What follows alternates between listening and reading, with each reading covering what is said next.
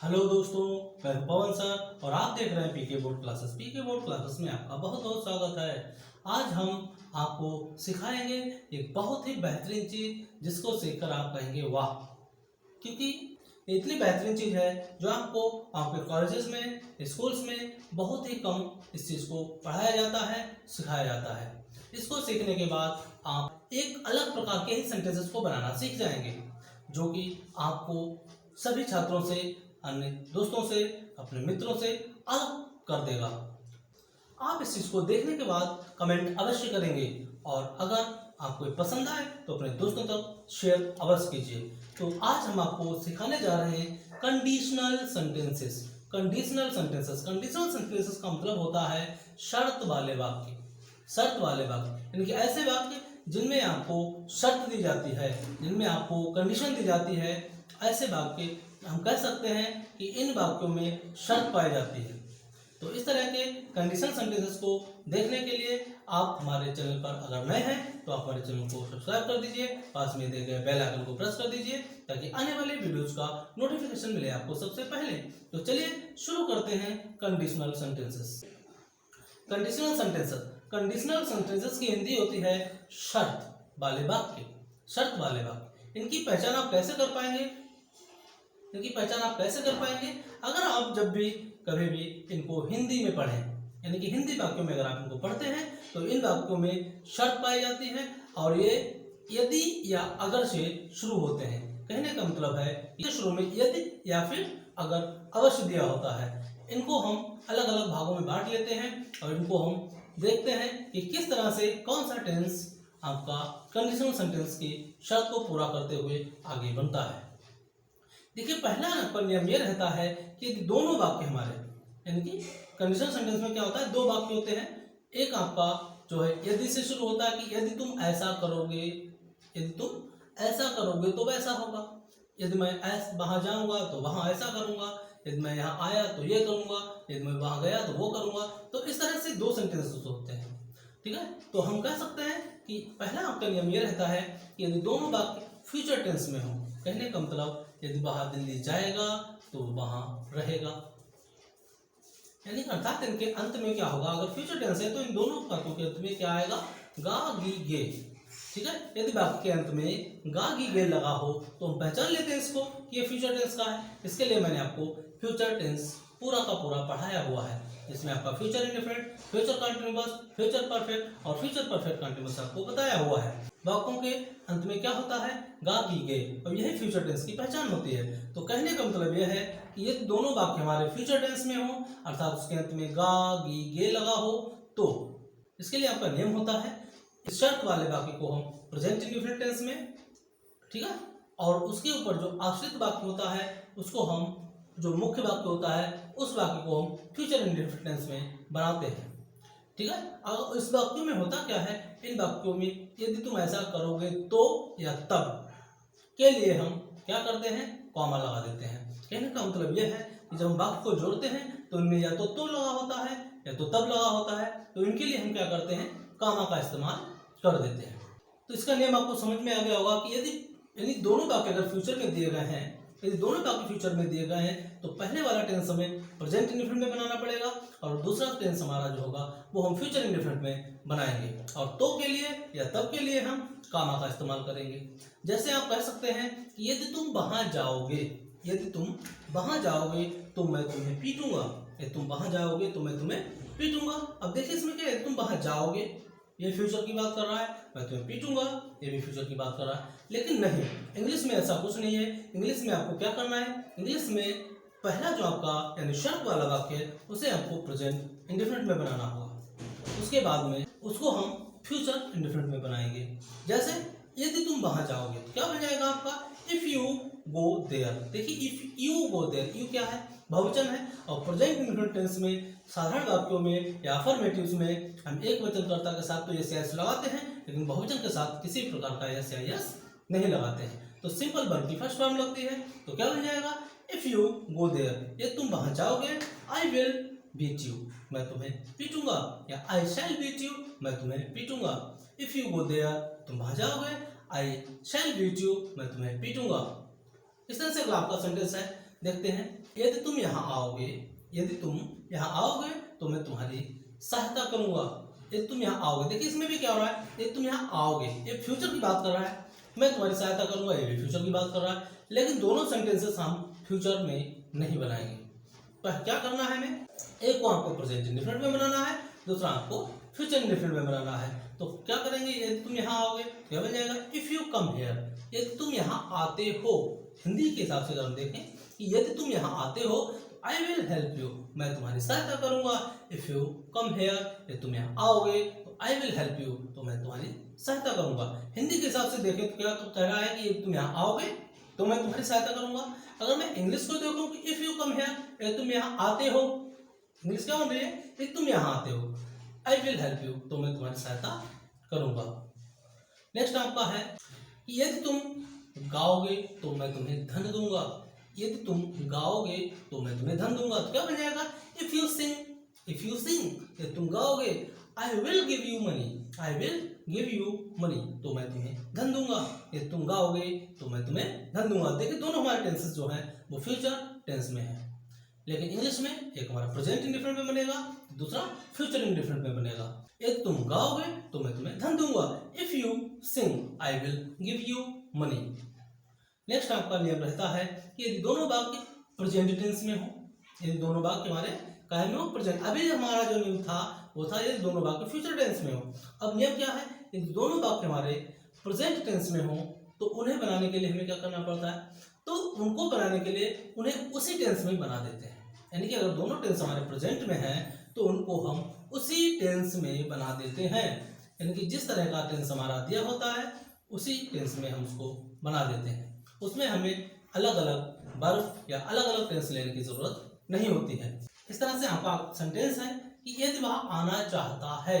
देखिए यदि वह आना चाहता है किस टेंस में, प्रेजेंट इंडेफिनिट टेंस में, प्रेजेंट इंडेफिनिट टेंस में है।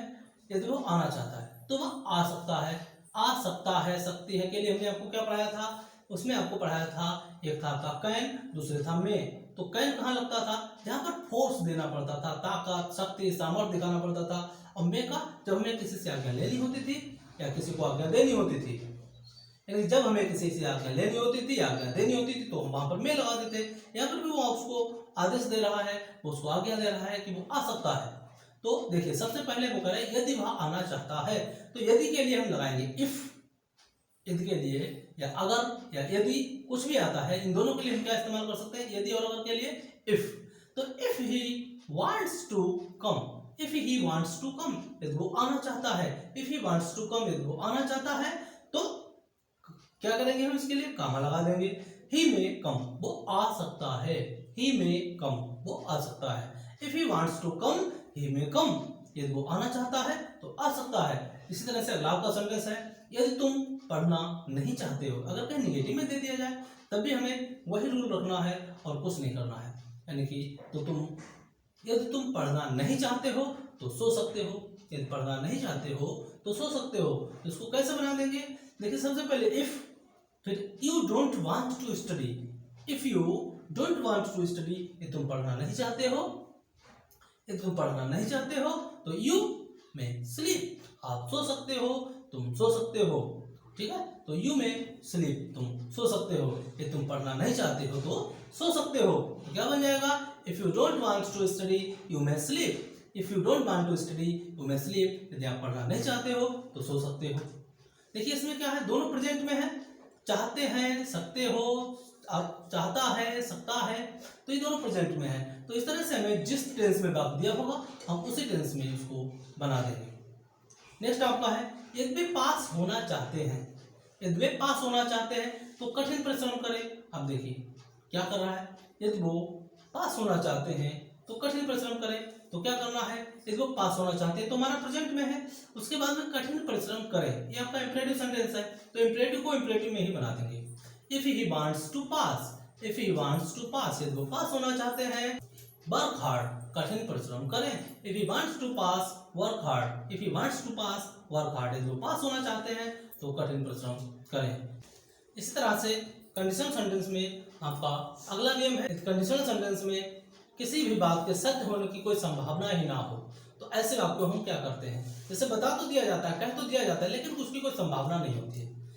यानी कि शर्त वाले वाक्यों को हम पास्ट इंफिनिट में, यानी जो हमारा कंडीशनल सेंटेंस होता है, यानी जहाँ पे इफ वगैरह लगता है, शर्त वाला वाक्य होता है, उसको हम पास्ट इंफिनिट में, तथा दूसरे वाक्य में हम वुड या शुड का प्रयोग कर देते हैं, क्योंकि विल का पास्ट भी वुड होता है, शैल का पास्ट शुड होता है, तो यानी कि इधर भी पास्ट में ही बनेगा।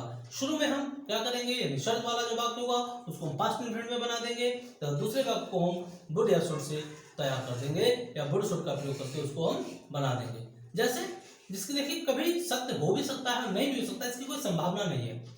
ये जैसे मैं कहूँ यदि मैं बनारस गया, यदि मैं बनारस गया तो तुम्हारे लिए एक साड़ी लाऊंगा, तुम्हारे लिए एक साड़ी लाऊंगा। यदि मैं बनारस गया तो तुम्हारे लिए एक साड़ी लाऊंगा, तो क्या बन जाएगा, if I went to Banaras, if I went to Banaras. देखो उसने कहा है कि शर्त वाले वाक्य को पास्ट इंडेफिनिट टेंस में बना देंगे, तो क्या बन जाएगा, if I went to Banaras I would bring a sari for you, I would bring a sari for you, मैं आपके लिए एक साड़ी लाऊंगा।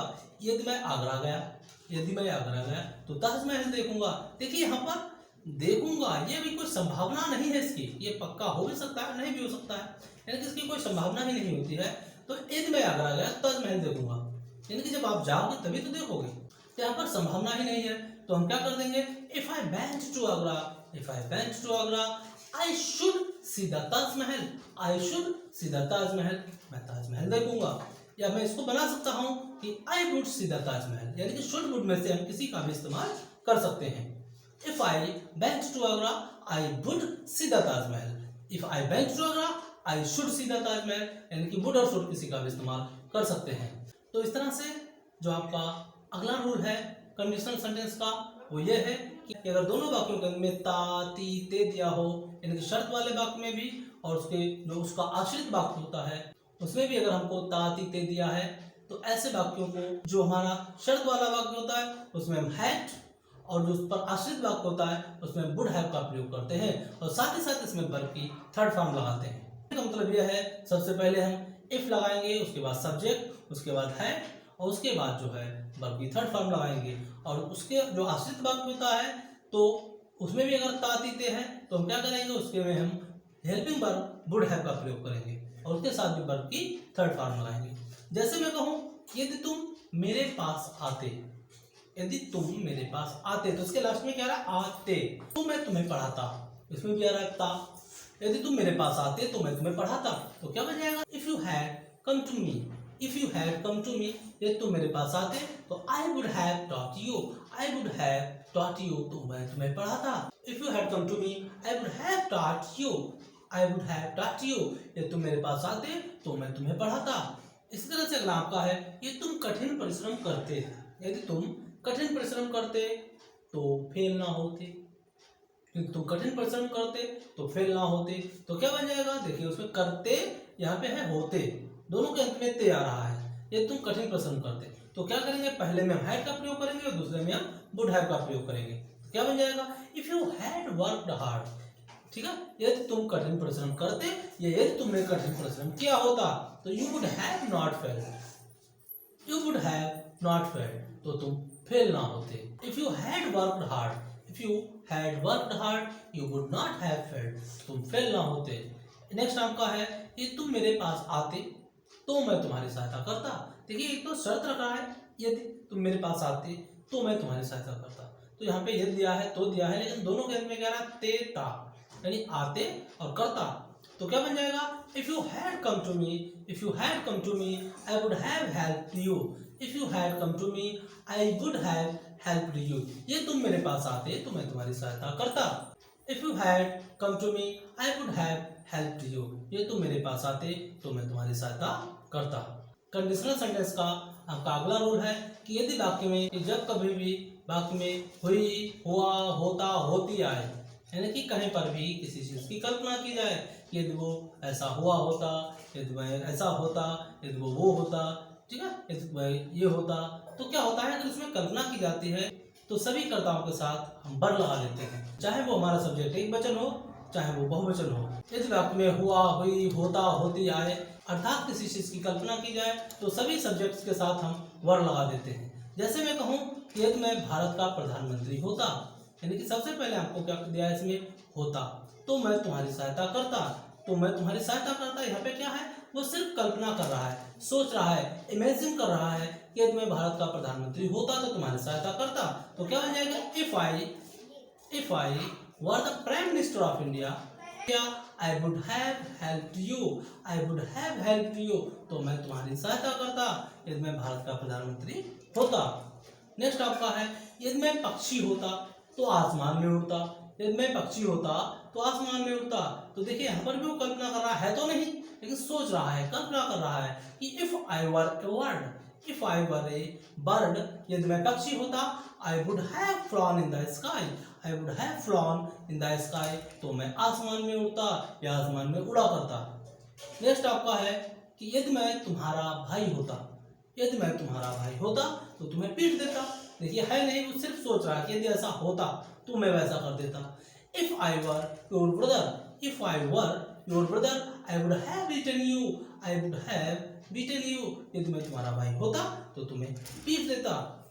तो इस तरह से कंडीशन सेंटेंस का आपका एक और रूल होता है, वो होता है कि कभी कभी क्या होता है, आपको जब वाक्य हम देखते हैं, वाक्य को पढ़ते हैं या उनको सुनते हैं, तो उसमें क्या दिया होता है, कभी कभी उन वाक्यों में तो मानो कि, जैसे कि, यानी कि मानो कि, जैसे कि आदि शब्द आ जाते हैं। अगर इस तरह के शब्द आपको नजर आए तो आपको इनकी अंग्रेजी एज इफ लगानी पड़ती है। क्या लगाएंगे, एज इफ, मानो कि या जैसे कि, ठीक है। तो हम क्या करते हैं, इनकी अंग्रेजी एज इफ लगाते हैं। जैसे हम कह सकते हैं कि राम ऐसे बात करता है मानो कि वह पागल हो, राम ऐसे बात करता है जैसे कि वह पागल हो। तो क्या बनाएंगे, राम टॉक्स, राम बात करता है। देखिए तो प्रेजेंट में है तो प्रेजेंट में इसको हम बनाएंगे, प्रेजेंट में है तो प्रेजेंट में ही बनाएंगे। राम टॉक्स, राम बात करता है, एज इफ, जैसे कि या मानो कि, ही वर मैड, जैसे कि वो पागल हो। अब आप सोच रहे होंगे कि वर क्यों लगाया हुआ। देखिए इस तरह की जब भी कल्पना की जाती है, इससे पहले आपको हम बता चुके हैं कि जब भी किसी वाक्य में कल्पना की जाती है तो उन वाक्यों में हम हर सब्जेक्ट के साथ वर लगा देते हैं। प्रत्येक सब्जेक्ट, चाहे वह एक वचन हो बहुवचन हो, सभी के साथ हम वर लगा देते हैं। तो राम टॉक्स, राम ऐसे बात करता है, एज इफ, मानो कि, ही वर मैड, जैसे कि वो पागल हो, मानो कि वो पागल हो। नेक्स्ट आपका है, तुम्हारा बेटा ऐसा लगता है मानो कि एक राजकुमार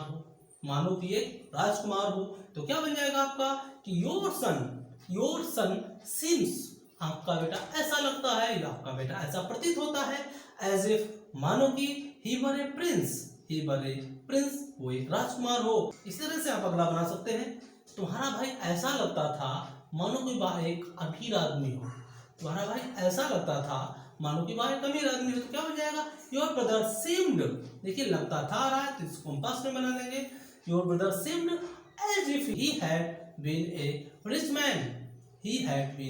rich man, your brother seemed as if he had been a rich man, यानी कि आपका भाई ऐसा लगता है मानो कि वह अमीर हो। उम्मीद है कि आपको ये कंडीशनल सेंटेंस पसंद आए होंगे। तो इस तरह से आप बहुत सारे वाक्यों को बना सकते हो। ये तुम मेरे चैनल को सब्सक्राइब करोगे तो मैं आपको और भी बेहतरीन वीडियो दूंगा। तो क्या बन जाएगा, if you subscribe my channel I will give you more videos, I will give you more videos. If you subscribe my channel, I will give you more videos. यदि आप मेरे चैनल को सब्सक्राइब करोगे तो मैं आपको और अधिक वीडियोस दूंगा। तो इस तरह से आप जाते जाते हमारे चैनल पर एक प्यारा सा लाइक देके जाइए और अपने दोस्तों तक से शेयर जरूर करें। इतने बेहतरीन इन्फॉर्मेशन जुटाने के लिए, आप तक पहुंचाने के लिए हमें काफ़ी मशक्कत करनी पड़ती है। तो आपका अब ये फर्ज बनता है कि आप तक अगर पहुंच गई है तो आप इसको दूसरों तक भी पहुंचाएं। तब तक के लिए अगले वीडियो तक आपको करना है इंतजार, और फिर मिलते हैं एक नए से बेहतरीन चीज़ के साथ जो आपके इंग्लिश स्पीकिंग को और भी बेहतर करेगी। तब तक के लिए थैंक यू।